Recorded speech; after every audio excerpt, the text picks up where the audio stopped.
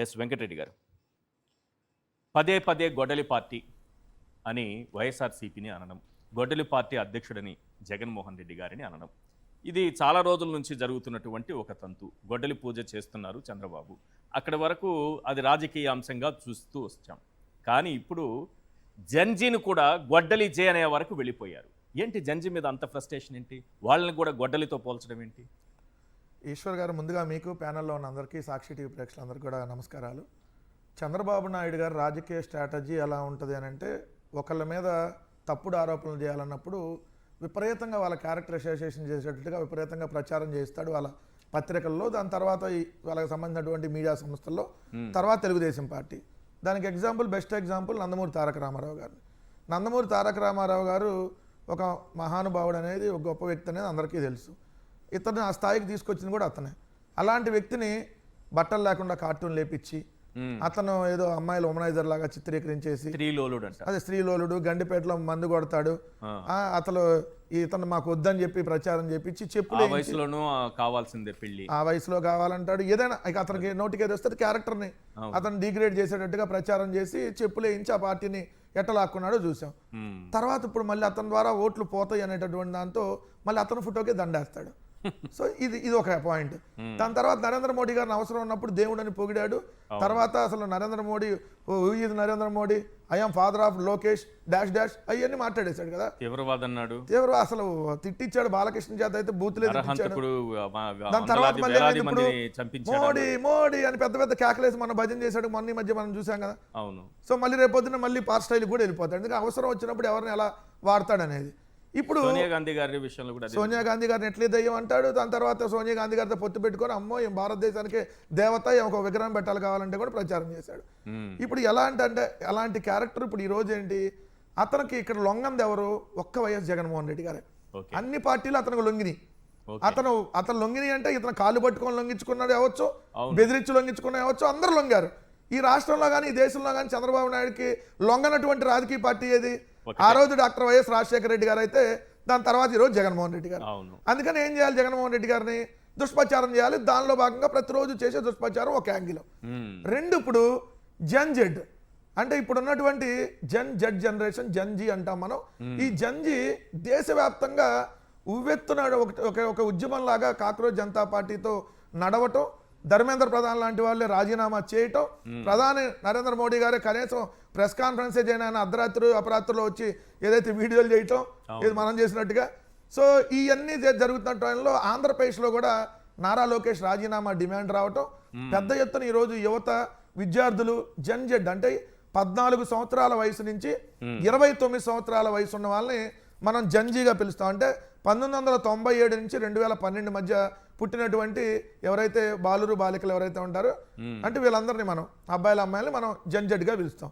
వీళ్ళు ఈరోజు పెద్ద ఎత్తున జగన్మోహన్ రెడ్డి గారు వెంట నడుస్తున్నారు.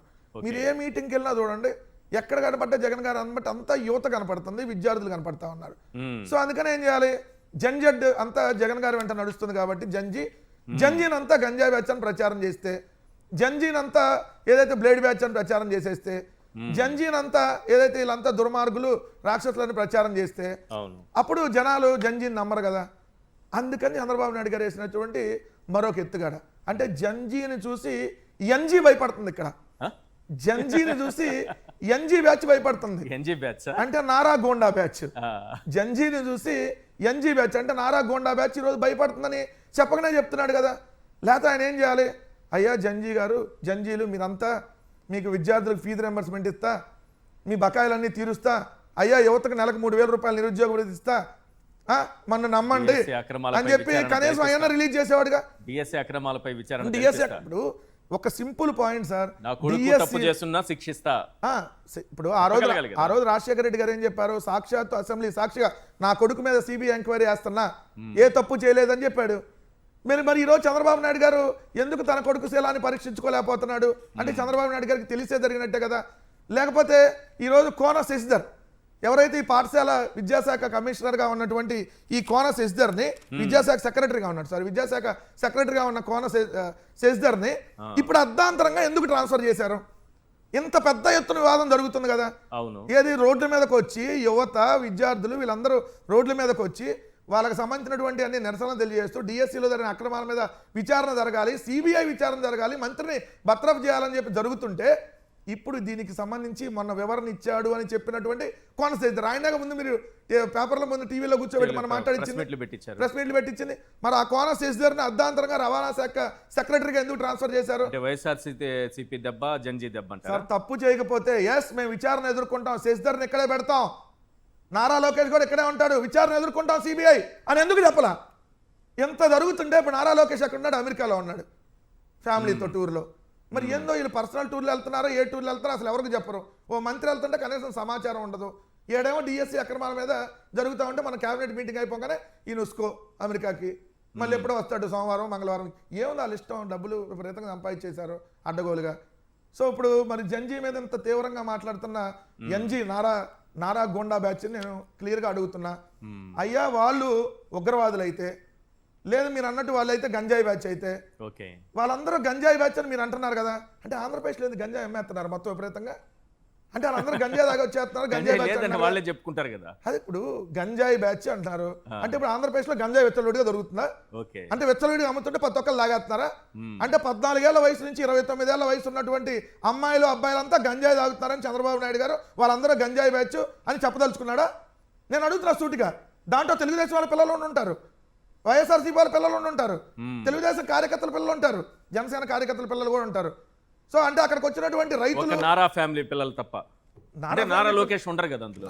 నారా లోకేష్, నారా దేవంశు, నేను ఆ జోలికి వెళ్ళదలుచుకున్నా. యువతలో నారా లోకేష్ అయితే లేరు కదా అంటున్నా. యువత జంజీలో లేడు ఆయన, అదే అందుకే ఆయన ఎన్జీలో ఉన్నాడు, నారా గోండా బ్యాచ్ లో ఉన్నాడు కానీ ఆయన జంజీ బ్యాచ్ లో లేడు కదా. సో మరి వీళ్ళందరూ మీరు అనదలుచుకున్నారా?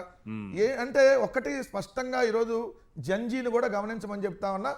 మీరు ఏదైతే మీకు సంబంధించి పోరాటాలు మీరు చేయదలుచుకున్నారో, అంటే ఇక్కడ ప్రభుత్వంలో జరుగుతున్నటువంటి అక్రమాలు మీరు నిలదీస్తున్నారో, నిలదీస్తే ఏ విధంగా ఇక్కడ ఉన్నటువంటి Nara Gonda batch, NG batch మిమ్మల్ని అందరినీ గంజాయి తాగేవాళ్ళు అంటున్నారు. సోషల్ మీడియాలో పోస్టులు పెట్టే వాళ్ళందరినీ గంజాయి బ్యాచ్ అంట. సరే వీళ్ళకి ముందు నుంచి ఇంతే కోపం. మీరు వీళ్ళు అధికారంలోకి వచ్చిన మొట్టమొదటి రోజు నుంచి వీళ్ళు ఎవరిని టార్గెట్ చేశారు? సోషల్ మీడియాలో పోస్టులు పెట్టే యువతను టార్గెట్ చేశారు. వాళ్ళందరూ ఎవరు? 14 ఏళ్ల నుంచి 29 ఏళ్ల లోపు ఉన్నటువంటి వాళ్ళే ఎక్కువ మంది ఉంటారు కదా, వాళ్ళనే మీరు వీళ్ళు అక్రమంగా అరెస్టులు చేయటం, దాని మీద మేము చట్టాలు తీసుకొని వస్తామని చెప్పటం.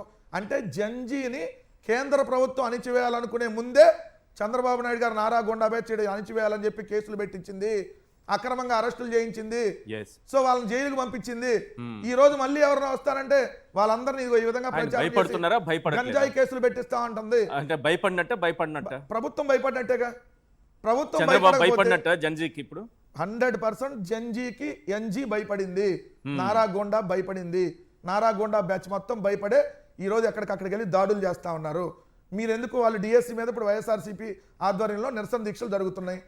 ఎంత దారుణం అంటే సార్, అసలు మనం సభ్య సమాజంలో మాట్లాడుకోకూడదు. ఒక బ్రాహ్మణ సామాజిక వర్గానికి సంబంధించినటువంటి మాజీ ఎమ్మెల్యే, అతను ఉడా చైర్మన్ గా చేశాడు, చాలా సీనియర్ లీడరు. అలాంటి మల్లాది విష్ణు గారి దగ్గరికి వెళ్ళి బ్రాహ్మణుడి మీద కోడిగుడ్లు ఇసిరివేయటం, అదేవిధంగా మూత్రం పోయటం. అంటే హిందూ సమాజానికి మీరు ఏం మెసేజ్ ఇస్తున్నారు? తెలుగుదేశం వాళ్ళు బ్రాహ్మణుల మీద ఏ విధంగా ట్రీట్ చేశారో చూడండి. కోడిగుడ్డు బ్రాహ్మణులకి, బ్రాహ్మణులు తినరు కాబట్టి ఆ కోడిగుడ్డు మూత్రము. ఈ రోజు చూస్తే బీసీకి సంబంధించినటువంటి ఒక మహిళ మంత్రిగా, మాజీ మంత్రిగా ఉన్నటువంటి విడుదల రజనీ గారిని కింద పడేసి తోసేసి లాగేస్తున్నారు. ఎక్కడ పోతున్నాం మనం? సో ఒకటి క్లియర్ గా చెప్పదలుచుకున్నది, జంజీ వచ్చింది ఆల్రెడీ, రావటం కాదు, జంజీ ఆల్రెడీ బయలుదేరుంది ఆంధ్రప్రదేశ్ లో. ఎన్జీని పతనం చేసిద్ది, ఇది మాత్రం ఫైనల్ గా జరిగింది.